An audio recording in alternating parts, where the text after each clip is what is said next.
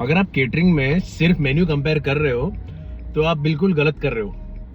अब पूरे इंडिया में अगर देखा जाएगा तो केटरिंग इंडस्ट्री का साइज ही 2 से 3 लाख करोड़ का है। हर सिटी में आपको हजारों की तादाद में आपको केटर मिल जाएगी। केटर मतलब काम करते नजर आ जाएगी। लेकिन सबसे बड़ा प्रॉब्लम क्या है? This is probably what we are going to discuss and we may discuss about the pricing of the menu. सबसे बड़ा प्रॉब्लम है स्टैंडर्डाइजेशन, जो कि नहीं है। ना कोई फिक्स प्राइसिंग है, ना कोई सिस्टम है, ना कोई क्वालिटी है शायद, और ना ही कोई बेंचमार्क, और ना ही कोई स्ट्रक्चर्ड ट्रेनिंग। एक ही सिटी में 2 केटरर्स सेम मेन्यू के लिए प्राइस कोट करते हैं। एक कोट करता है 400 रुपए और एक कोट करता है 1200 रुपए, और दोनों की गलती नहीं है इसमें, क्योंकि केटरिंग एक अनऑर्गेनाइज्ड इंडस्ट्री है। इसलिए क्लाइंट काफी कंफ्यूज हो जाता है कि किस के पास जाऊं मैं।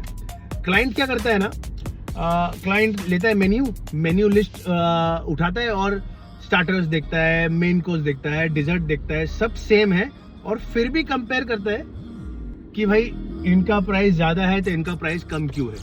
अभी मैं इसको जरा इलैबोरेट करूं तो क्लाइंट को लगता है कि केटरिंग मतलब डिशेस, क्योंकि बुफे काउंटर उनका फेवरेट है।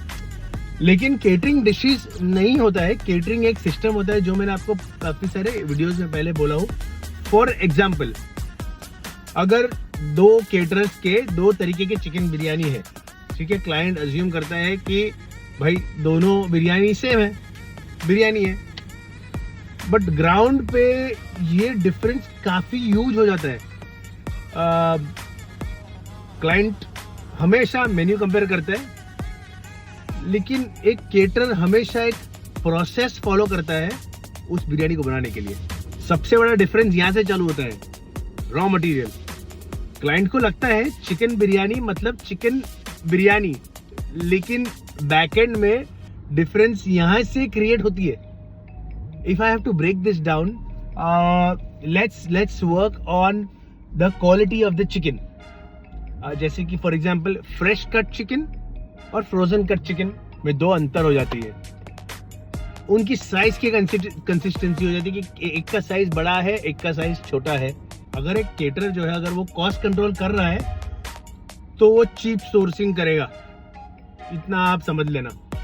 ओके, जैसे कि फॉर एग्जांपल राइस हो गई। अब example proper aged basmati long grand rice होती है एक, ये सेपरेटेड होती है, या लो ग्रेडेड राइस हो जाती है जो स्टिकी और ब्रोकन होती है। ये 2 तरीके के राइस का मैंने ऑप्शन बता दिया। अब मैं फॉर एग्जांपल ऑयल के बारे में बता दूं, ब्रांड ऑयल और masala. Branded refined oil versus reused oil, whole spices compared masala mix. Client को प्लेट पे सिर्फ टेस्ट आता है, लेकिन digestion, heaviness, smell raw material से डिसाइड होता है कि आप क्या मटेरियल यूज कर रहे हो। नाम सेम होता है, इंग्रेडिएंट सेम नहीं होता है। एक बात इंपॉर्टेंट समझो, प्राइसिंग। 500 रुपए का प्लेट का मतलब 500 रुपए का खाना नहीं होता है। उस 500 रुपए में क्या क्या इंक्लूड होता है वो इंपॉर्टेंट है।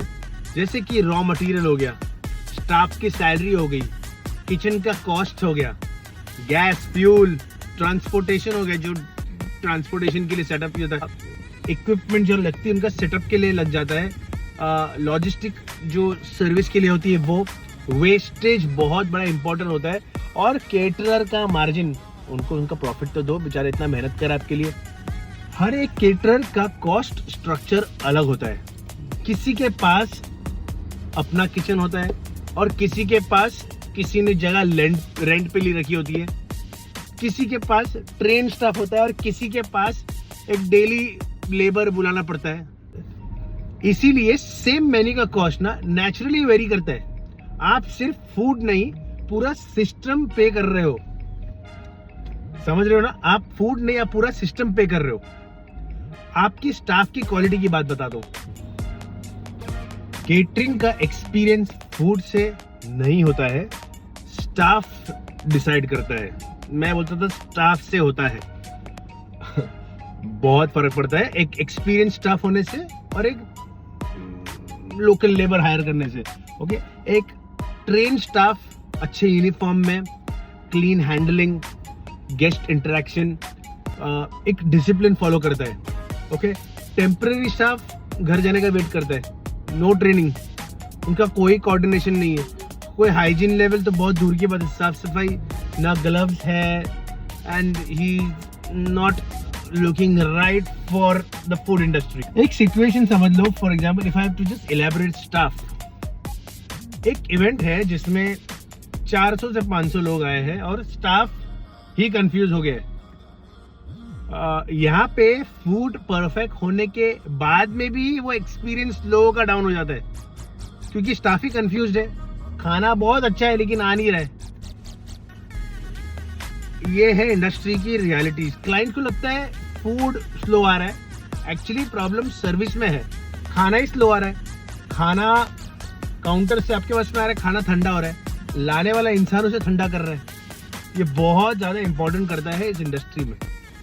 स्टाफ ही एक्सपीरियंस बनाता है या बिगाड़ता है, ये बात आप याद रखना। एक चीज मैं आपसे डिस्कस करना चाहूंगा, वो होगा एक हिडन फैक्टर। एक हिडन फैक्टर होता है पोर्शन कंट्रोल। हर प्लेट का कैलकुलेशन होता है, आप मानो या ना मानो। एक प्लेट में कितना राइस है, कितना ग्रेवी है, कितना चिकन है, ये सब प्री प्लान्ड होता है। अगर केटरर थोड़ा पोर्शन रिड्यूस करे ना तो बहुत कॉस्ट कंट्रोल हो जाता है और क्लाइंट को डायरेक्ट पता भी नहीं चलेगा कि क्या हो चुका है वहां पे। रिफिल टाइमिंग बहुत इंपॉर्टेंट होती है। अब मैं वही ट्रैफिक के बारे में बता रहा हूँ। एक लेट रिफिल ना गेस्ट को फ्रस्ट्रेशन लेवल पे डाल देता है, एक फास्ट रिफिल फूड वेस्टेज कर लेता है। ये पूरा गेम बैलेंस का है, आप समझो। If I have to speak about wastage, catering की एक बहुत बड़ी रियलिटी आपको बताने वाला हूँ, वेस्टेज। सिंस इस बारे में टॉपिक निकला है, एवरेज इवेंट में 10 से 20% फूड वेस्ट हो जाता है, क्योंकि केटरिंग अंडर प्रोड्यूस नहीं करता है और नहीं कर सकता है। एक तो ये गेस्ट काउंट बड़ा अनप्रेडिक्टेबल होता है। फॉर एग्जाम्पल 100 लोग का ऑर्डर है और 120 लोग आ गए, इसलिए बुफे बनाना पड़ता है। Very important. क्लाइंट को लगता है एक्स्ट्रा बना है, केटरर के लिए एक बहुत सेफ जोन होता है। जो फूड बचाता है वो डायरेक्ट लॉस है। वेस्टेज अवॉइड नहीं होता है, वेस्टेज मैनेज होता है। फॉर एग्जाम्पल कल की बात करूं, कल अपनी सिर्फ बिरयानी देखी, पर उसके पीछे का क्या तामझाम था वो किसी ने देखा नहीं। जैसे उसकी पैकेजिंग हो गई, उसकी पोर्शन साइज हो गया, कितना जाएगा, 1 kilo, 2 kilo, 5 kilo, 10 kilo, 20 kilo. Team coordination हो जाती है, डिलीवरी कौन करेगा, कैसे जाएगा, किसके पास कितने बजे जाएगा। सभी को 1 बजे, 2 बजे, 12 बजे चाहिए, खाना गर्म रहेगा डिलीवरी तक। ये कितनी सारी चीजें ये मैनेज करनी पड़ती है। केटरिंग में कुकिंग बहुत इजी पार्ट है, एग्जीक्यूशन बड़ा हार्ड पार्ट होता है। फूड रेडी है पर डिलीवरी लेट हो रही है तो पूरा एक्सपीरियंस खत्म, कुछ फायदा ही नहीं है। केटरिंग कुकिंग नहीं होता है, केटरिंग एग्जीक्यूशन होता है। ये मैं आपको बार बार बताया हूँ। It's good to know. सबसे बड़ा मिस्टेक क्या करता है क्लाइंट, बताए? क्लाइंट लोएस्ट प्राइस चूज करता है। इसके पास क्या मेन्यू आया, इसके पास क्या मेन्यू आया, इसके पास कम है, और उसके पास से हाईएस्ट एक्सपेक्टेशन रखना शुरू कर देता है। यार इसके पास कम है, भाई मेरे लिए एक्स्ट्रा खाना बता, इसके अंदर चिकन डाल देना, इसका ऐसा करना, इसका वैसा करना, स्टार्टर जोड़ देना। यार तो किस इंसान से पूछ रहा है? जिसने खुद ही आपको लो प्राइस दिया है, जो खुद ही कॉस्ट कंट्रोल करने वाला है अपने खाने में। That's the thing. बजट है 500 का और एक्सपेक्टेशन है 1000 का। एक्सपेक्टेशन और जो बजट रहता है ना, वो अलाइन होने चाहिए बरोबर। प्राइस कम हो सकता है, एक्सपेक्टेशंस नहीं।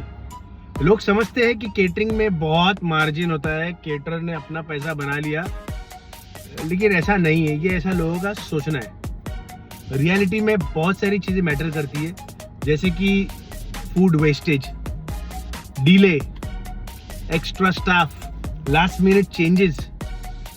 पूरा इवेंट लॉस में जा सकता है। सही बोल रहा हूँ, पूरा इवेंट लॉस में जा सकता है। केटरिंग एक हाई प्रॉफिट नहीं, हाई रिस्क बिजनेस है। एक चीप केटरिंग कभी चीप नहीं पड़ती। Delayed service, bad service, poor food, quality of the food अगर खराब है, इवेंट एक बार होता है, रिपीट नहीं होता है। Like and subscribe and follow my page for more catering realities. Thank you.